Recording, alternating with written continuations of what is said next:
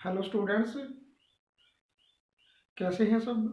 आशा करता हूँ कि सभी ठीक होंगे, स्वस्थ होंगे। तो चलो करते हैं start. My name is Sukhdev Kumar and welcome to my YouTube channel. आज की केमिस्ट्री क्लास में हम पढ़ेंगे केमिकल काइनेटिक के 10th पार्ट की। इससे पहले वाली वीडियो में हमने पढ़ा था कि जो जीरो ऑर्डर या फर्स्ट ऑर्डर रिएक्शन है उनके लिए इंटीग्रेटेड रेट इक्वेशन क्या होती है और कैसे उसको निकालते हैं। और उन कंसेप्ट के अंदर ही हमने सेपरेटली पढ़ा था जीरो ऑर्डर के लिए हाफ लाइफ टाइम पीरियड कैसे निकालते हैं और फर्स्ट ऑर्डर रिएक्शन के लिए हाफ लाइफ टाइम पीरियड कैसे निकालते हैं। तो अभी का जो हमारा टॉपिक है आज का वो है कि एक रिएक्शन में रिएक्टेंट की कंसंट्रेशन कितनी हो जाती है जब हम half life time period note करते हैं। तो डेफिनेशन से ही क्लियर हो गया था ये कि हाफ लाइफ टाइम पीरियड वो है जिस टाइम पर रिएक्टेंट की कंसंट्रेशन हाफ रह जाए। यानी कि जैसे स्टार्टिंग में 100 मोल पर लीटर है, तो जब 50 मोल पर लीटर रह जाएगी जिस टाइम पर, वो टाइम होगा उसका हाफ लाइफ टाइम पीरियड। लेकिन ये सिर्फ एक हाफ लाइफ टाइम पीरियड की बात है। अगर 2 हाफ लाइफ टाइम पीरियड दे रखे हो, 3 हाफ लाइफ टाइम पीरियड दे रखे हो, 4 दे रखे हो, 5 दे रखे हो, nth दे रखे हो, तो उस हाफ लाइफ टाइम पीरियड के बाद रिएक्टेंट की कंसंट्रेशन कितनी रह जाएगी। तो वैसे तो इसके लिए कोई फॉर्मूले की जरूरत नहीं है, इसको हम माइंड में ही कैलकुलेट कर सकते हैं। जैसे मान लो इनिशियल, हमें ना इसके लिए इनिशियल मोलर कंसंट्रेशन पता होनी चाहिए रिएक्टेंट की। जैसे इनिशियल कंसंट्रेशन रिएक्टेंट की वही 100 मोल पर litre. First half life time period के बाद कितना रह जाएगा वो 50। Second half life time period के बाद कितना रहेगा 50/2 यानी कि 25, 50 का भी आधा रह जाएगा। Third half life time period के बाद वो 25 का भी आधा रह जाएगा। तो इस तरीके से हम एक जनरल फॉर्मूला कैलकुलेट करते हैं और उस फॉर्मूले से हम कई न्यूमेरिकल्स को भी सोल्व करेंगे। तो यानी कि टॉपिक है हमारा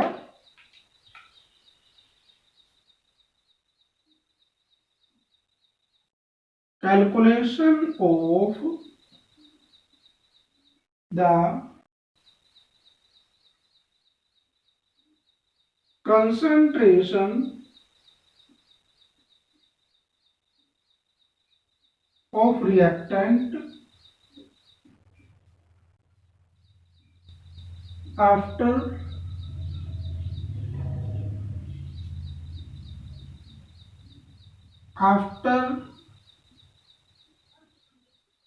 nth half lives।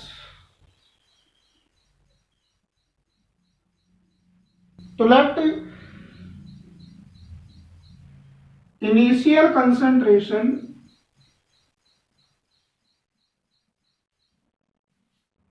let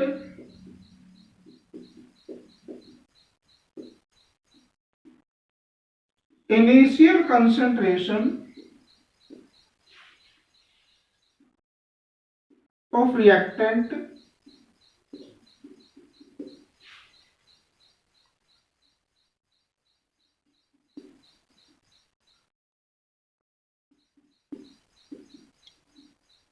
A note.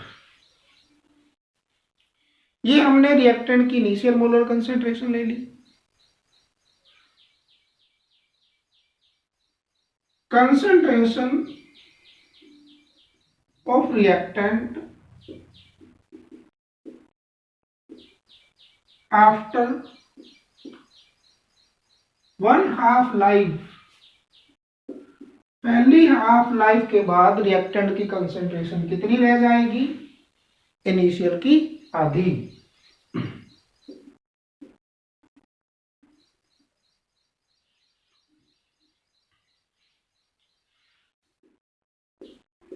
अब concentration of reactant after 2/2 life, देखो मान लो इनिशियल कंसेंट्रेशन सपोज कर लो 100 मोल पर लीटर, यानी कि फर्स्ट हाफ लाइफ के बाद कितना रह गया? वो 50। अब सेकेंड हाफ लाइफ के बाद निकालना है तो उसके लिए जो इनिशियल कंसेंट्रेशन होगी वो 50 होगी, क्योंकि अभी हमारे पास रिएक्टेंट कितना है? 50 है। हाफ लाइफ टाइम पीरियड के बाद वो 50 कितना हो जाएगा? 25। तो यानी कि हमें क्या करना पड़ेगा? इसका भी आधा करना पड़ेगा। तो ये ले लिया और इसको भी 1/2 से मल्टीप्लाई कर दिया, तो हमारे पास initial molar concentration of reactant divide by 2 की पावर 2, सोल्व करेंगे 2 की पावर 2 आ जाएगा। उसी तरीके से concentration of the reactant after 3/2 life, तो अब इसका भी हमें क्या करना पड़ेगा? आधा करना पड़ेगा, यानी कि इसका हाफ कर दो। Initial molar concentration divide by 2 की पावर 2, यानी कि ये आ गया ए नोट, यानी कि initial molar concentration of reactant divide by 2 की पावर 3। इसी तरीके से करते करते nth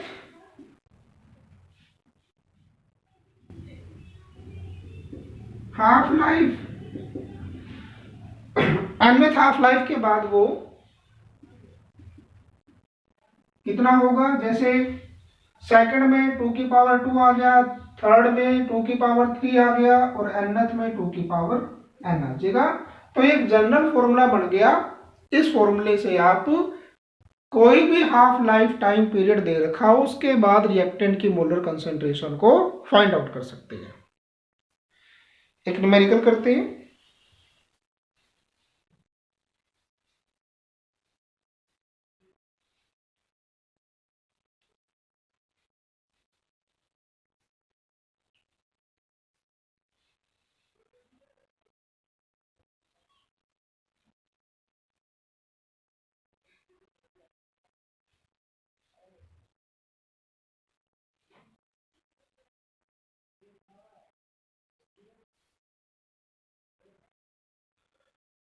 मान लो इनिशियल मोलर कंसेंट्रेशन ऑफ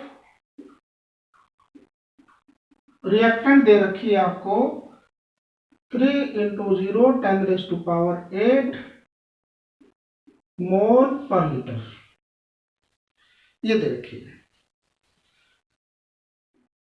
और हमें कैलकुलेट करनी है मोलर कंसेंट्रेशन ऑफ रिएक्टेंट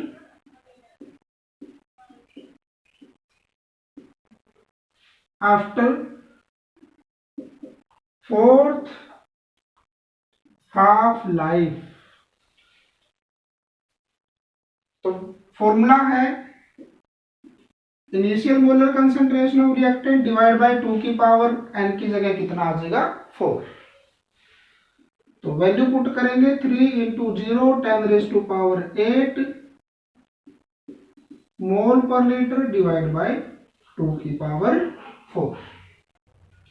तो इस तरीके से हम क्या करेंगे, आंसर फाइंड आउट करेंगे। छोटा सा कंसेप्ट है, इजी कंसेप्ट है। इसके बाद मान लो कोई रिएक्शन हमें गैसियस फेज में दे रखी है, कोई रिएक्शन हमें गैसियस फेज में दे रखी है और फर्स्ट ऑर्डर की है, उसके लिए रेट कांस्टेंट की वैल्यू क्या आएगी, यानी कि कंसेप्ट है rate constant for first order gaseous phase reaction. यहां जितने भी मैं आपको टॉपिक करवा रहा हूं ये सारे के सारे एनसीईआरटी बुक के अकॉर्डिंग है। इसीलिए जो अदर बुक होती है, रेफरेंस बुक होती है, हेल्प बुक होती है, दिनेश पब्लिकेशन की, मॉडर्न एबीसी, प्रदीप की जो बुक होती है, तो उनके अंदर कंसेप्ट थोड़े से ज़्यादा हैं, क्योंकि उन बुक से कंपटीशन एग्ज़ाम की भी तैयारी होती है। लेकिन +2 का जो एग्ज़ाम आता है, चाहे किसी भी बोर्ड का है, वो एनसीईआरटी बुक के अकॉर्डिंग ही आता है। इसलिए इस बारे में बेचिंत हो जाइए कि आपका बीच में कोई कंसेप्ट रह जाएगा। जैसे मैं दिनेश पब्लिकेशन की बात करूं तो इस कंसेप्ट से पहले दिनेश पब्लिकेशन में आता है पी सैडो केमिकल रिएक्शन, वो एनसीईआरटी में भी है, वो मैं आपको पहले बता चुका हूं। लेकिन दिनेश पब्लिकेशन में क्या है, उसका थोड़ा सा आगे वर्जन है, मतलब कि उसमें आपको 2 एग्जाम्पल अच्छे तरीके से एक्सप्लेन करके हैं, हाइड्रोलिसिस ऑफ एस्टर और इन्वर्जन ऑफ केन शुगर। ये 2 एग्जाम्पल है P shadow first order chemical reaction के, और उनका रेट कांस्टेंट कैसे फाइंड आउट करते हैं उसका फॉर्मूला भी वहां पे आपको दिखने को मिलेगा। लेकिन वो हमारी एनसीईआरटी बुक के अंदर नहीं है कंसेप्ट। अगर कोई न्यूमेरिकल आता है कि किसी बोर्ड एग्जाम में आया है न्यूमेरिकल इनसे रिलेटेड, तो मैं उसको एनालाइज करूंगा और फिर भी इस वीडियो के लास्ट में वो चीज़ भी आपको मैं अच्छे तरीके से एक्सप्लेन कर दूंगा। क्योंकि इस लॉकडाउन के दौरान जो है ये जो वीडियोस बना रहा हूं मैं, वो इस तरीके से बना रहा हूं कि ज़्यादा लेंथी नहीं होती है और कम टाइम में अच्छा, मतलब कुछ कंसेप्ट जो ज़रूरी है वो रह ना जाए। इसलिए जो है एनसीईआरटी बुक से हर कंसेप्ट कवर कर रहा हूं।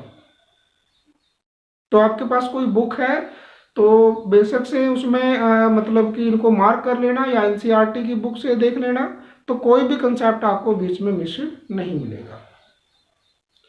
जो अदर कंसेप्ट है वो आपको मैं बाद में वीडियो अपलोड करूंगा अलग अलग कंसेप्ट पे, कंपटीशन के लिए जरूरी होते हैं वो। तो देखो रेट कांस्टेंट फाइंड आउट करना है, कंसेप्ट पे चलते हैं। रेट कांस्टेंट फाइंड आउट करना है first order gaseous phase reaction के लिए। Let a reaction in gaseous phase, let a reaction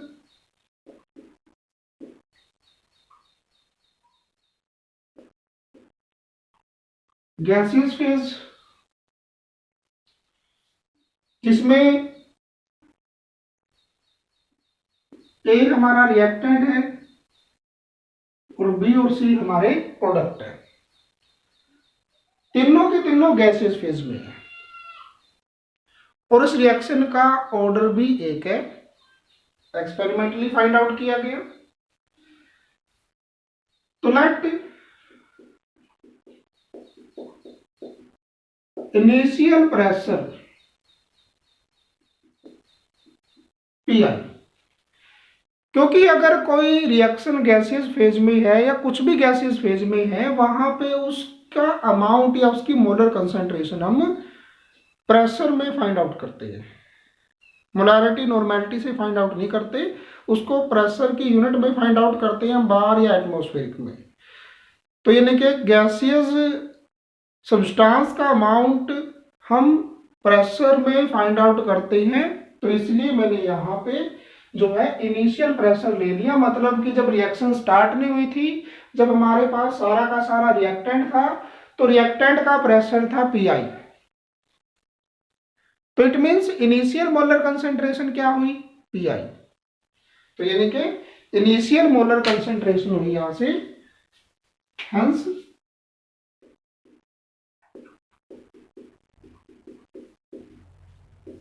initial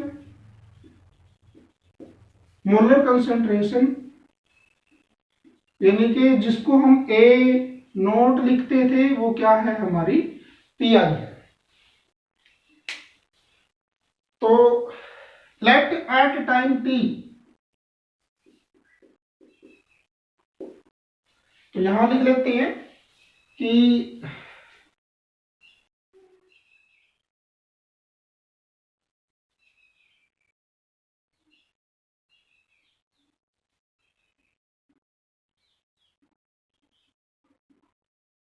at time zero, जब टाइम जीरो है तो सारा का सारा हमारे पास रिएक्टेंट है, तो initial molar concentration P I, B भी जीरो है और सी की का प्रेशर भी जीरो है, क्योंकि स्टार्टिंग में प्रोडक्ट तो होते ही नहीं। तो let at time T X bar pressure of reactant decreases and concentration changes to product, या फिर रिएक्टेंट लिख लो कि रिएक्टेंट का एक्स अमाउंट जो है वो प्रोडक्ट में चेंज हो गया। तो हेंस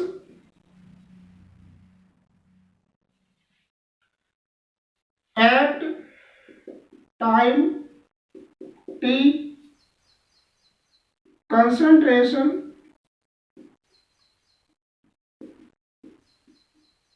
ऑफ रिएक्टेंट कितनी आएगी, स्टार्टिंग में पी आई था, उसमें से एक्स प्रेशर डिक्रीज हो गया, तो P I minus K X. तो ये हमारे पास एट टाइम टी पर रिएक्टेंट की कंसंट्रेशन आ गई, यानी कि यहां लिखते हैं एट टाइम टी, तो ये है पी आई माइनस एक्स, ये भी एक्स बढ़ेगा, ये भी एक्स बढ़ेगा। क्यों, क्योंकि इन दोनों के आगे भी कोफिशिएंट एक है और इसके आगे भी कोफिशिएंट एक है, जितना ये डिक्रीज होगा उतना ही बी इंक्रीज होगा, उतना ही सी इंक्रीज होगा। तो अगर ये एक्स अमाउंट में डिक्रीज हो रहा है तो बी एक्स अमाउंट में इंक्रीज करेगा और सी भी एक्स अमाउंट में इंक्रीज करेगा। तो इसका मतलब है at time T total pressure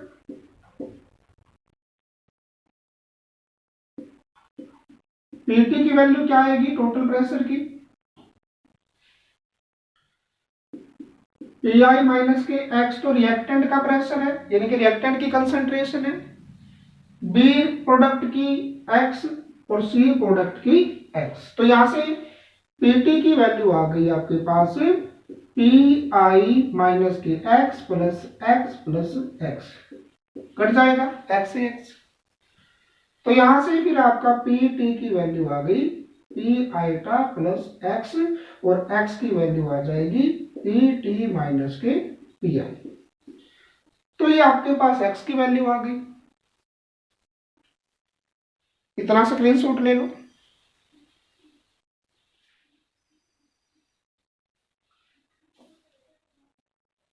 तो चलो पुट करते हैं वैल्यू ये, हमारे पास फर्स्ट ऑर्डर रिएक्शन के लिए इंटीग्रेटेड रेट इक्वेशन क्या होती थी? वी नो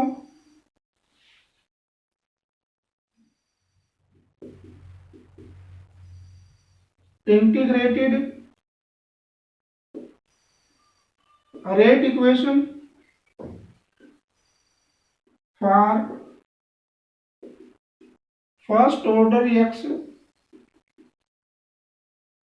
रेट कांस्टेंट की वैल्यू होती थी 2.303 divide by T log of A by में ए माइनस के एक्स। यहां ए क्या है? इनिशियल कंसंट्रेशन है, initial molar concentration of reactant. ये एट टाइम टी पर जो मोलर कंसंट्रेशन है वो। हमारे पास यहां से ए की वैल्यू क्या आई? वी हैव ए यानी कि इनिशियल मोलर कंसंट्रेशन कितनी है? P I. और एक्स की वैल्यू क्या है? पी टी माइनस के पी आई। तो ए माइनस के एक्स की वैल्यू क्या आ जाएगी? पी आई माइनस के P T minus minus plus हो जाएंगे, पी आई आ गया। तो यहां से 2 पी आई माइनस के पी टी। तो ये वैल्यू इसमें पुट करेंगे तो रेट कांस्टेंट की वैल्यू आएगी 2.303 divide by T log of P I divide by 2 P I minus के पी टी। तो ये रेट कांस्टेंट की वैल्यू आ गई ऐसे रिएक्शन के लिए जो फर्स्ट ऑर्डर की है और गैसियस फेज में है। तो ये फॉर्मूला हमें न्यूमेरिकल के लिए रखना है,